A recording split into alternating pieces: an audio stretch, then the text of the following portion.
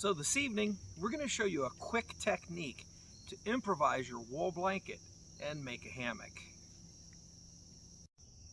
To make this work, you're going to start with just one corner of your hammock. And you're simply going to take that corner and you're going to fold it over on itself, much like you might if you were making an airplane. And so you've got a point just like that.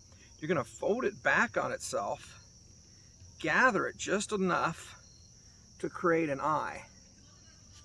You're going to run your cordage through that eye, and you're going to pull enough of that through to make 2 wraps. And you're simply going to pull that, wrap once, twice, and now we're going to go back through and pull that tight.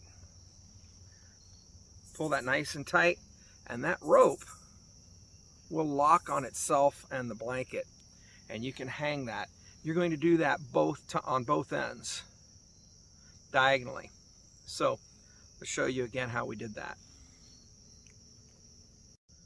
So again, we're just starting with a corner of the blanket. We're going to fold it in from the corner over itself. This doesn't need to be rocket science. Don't get too obsessed about keeping it even, but then we're going to fold it back on itself. And I like to have a good 4 inches, and that gives me an eye. We're going to go through that eye with our rope. I'm going to push the rope through and away from me. And I want enough of the rope pulled through that I can make 2 wraps.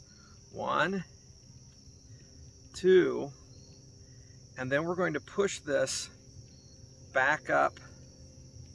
So pull the rope out, take the end of your rope up through, and then just pull that through the other side, and that's going to lock. The one final step is just to create a loop in your secured rope so that you can secure it to either hammock straps or whatever cordage you're using to secure to a tree. And we're just going to keep that real simple with some quick release knots. And then a stop knot.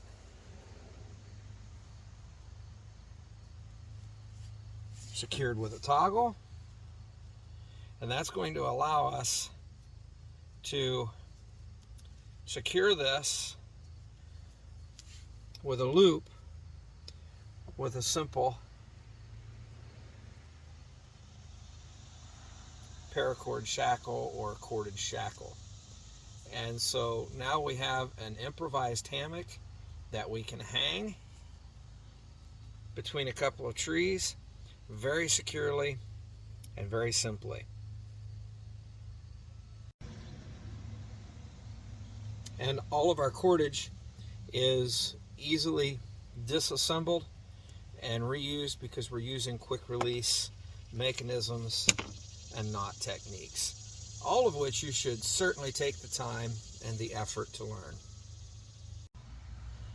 So one of the questions that I get when someone sees me hanging my hammock like this is, does this damage the hammock? And in short, again, we're using all quick release, easy to remove rope mechanisms. And so a lot of this is just about learning your cordage and rope management. And once I unfold the blanket, so the short answer to the question is, does it damage our blanket, is yes. This does impose some wear and tear on your blanket that's probably exceptional. It does create some stretching, but wool is extraordinarily resilient. And what I've noticed, this has hung as a hammock on several occasions, and the seams, although they're stretched, when I take it down, they go back to their original state very quickly. So there's not any sustainable damage to the blanket, in my opinion. And it's certainly something, this is something that I'm going to do typically in an emergency situation or for the sake of practicing it, and so I'm only doing this occasionally.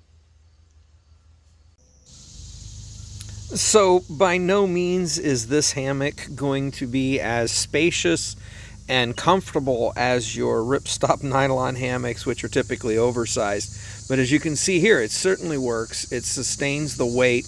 I have spent an overnight in a blanket hammock like this. You can wrap it around your feet. If you have a second blanket, then you can cover your upper torso, and you can remain really comfortable in this. I would prefer to have my wool blanket hammock over a ripstop nylon on a cool night. The knots and the blanket are strong enough to allow for some adjustments, a good deal of movement, and you can sleep fairly comfortably in this.